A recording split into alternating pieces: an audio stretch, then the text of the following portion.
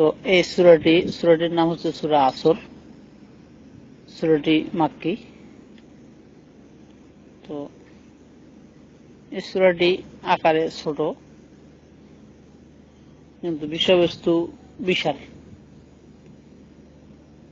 এখানে আল্লাহ পাক বলতেছেন, বিসমিল্লাহির রহমানির রহিম, ওয়াল আসরে ইন্নাল ইনসানা লাফি খুসর। ওয়াল আসর, ওয়াল আসরি, মানে এখানে আল্লাহ পাক কসম খাইতেছেন। তো আল্লাহ পাকের কথা তো 100-এ সত্যি, আমরা বিশ্বাস করি। তারপরেও উনি আবার কসম খাইতেছেন। তো আল্লাহ পাকের কসম খাওয়াটা বিষয়টা একটা চিন্তাজনক এবং চিন্তার বিষয়। কেনই বা আল্লাহ এই কথার প্রথমেই কসম খাইলেন? কিসের কসম? সময়ের কসম কিংবা যুগের কসম। তারপরে কি বলল? কসম খায়া যে কথাটি বলল, ইন্নাল ইনসানা লাফিল খুসর, নিশ্চয়ই, অবশ্যই। কসমও খাইলেন, আবার নিশ্চয় বললেন। তারপরে কি বললেন? সমস্ত মানুষ ক্ষতির মধ্যে নিমজ্জিত। সমস্ত মানুষ, প্রথমে বলল যে সমস্ত মানুষ, এতে আর কেউ বাদ পড়ল না, সকলকেই ধরা হইল।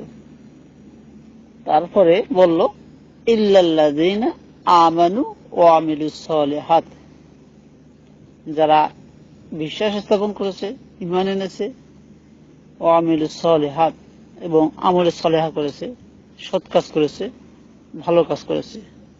ওয়াতাওয়াসাউ বিল হক,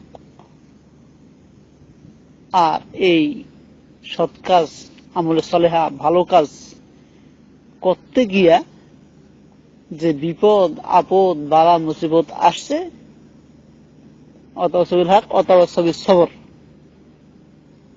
এই বিপদে আসার পরেও সবর করছে, বিপদের মাঝেও সবর করছে, তারা ছাড়া আর সবাই ক্ষতির মধ্যে আছে।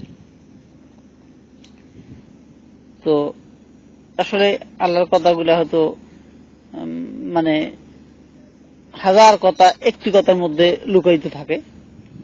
তো একটা কথাকে মানে বাড়াইতে সেখান থেকে হাজার লক্ষ কথা বাইর হয়। তো আসলে এই সুযোগটা আল্লাহ পাক,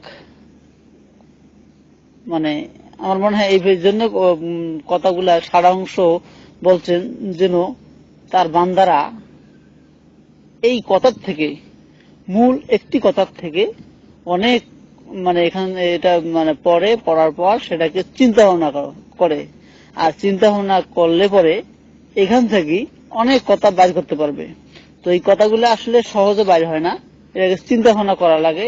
আর এই চিন্তা ভাবনা করলে আসলে এই বিষয় নিয়ে, এই কোরআন হাদিস এবং আল্লাহ সৃষ্টি সম্পর্কে যদি চিন্তা করা যায়, কয়েক মিনিট এই বিষয়ে চিন্তা করলে তো মানে কয়েক হাজার বছর যদি মসজিদে মানে নফল নামাজ পড়া যায়, তার চাইতে বেশি সওয়াব কিন্তু আল্লাহর সৃষ্টি সম্পর্কে, আল্লাহর কোরআন সম্পর্কে, আল্লাহর হাদিস সম্পর্কে, আল্লাহর কথা সম্পর্কে যদি চিন্তা করা যায়, তার চাইতে বেশি সওয়াব। তো আল্লাহ এখানে সুযোগটা রাখছে জন্য তার বান্দারা এই বিষয়ে চিন্তা ভাবনা করে এবং এই বড় ধরনের মানে ফজিলত অর্জন করে, এবং যে সওয়াব নেকি যে প্রয়োজন আছে কিয়ামতের মাঠে, সেই নেকির জন্য এখান থেকে এইভাবে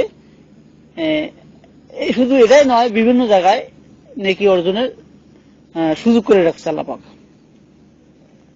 আমি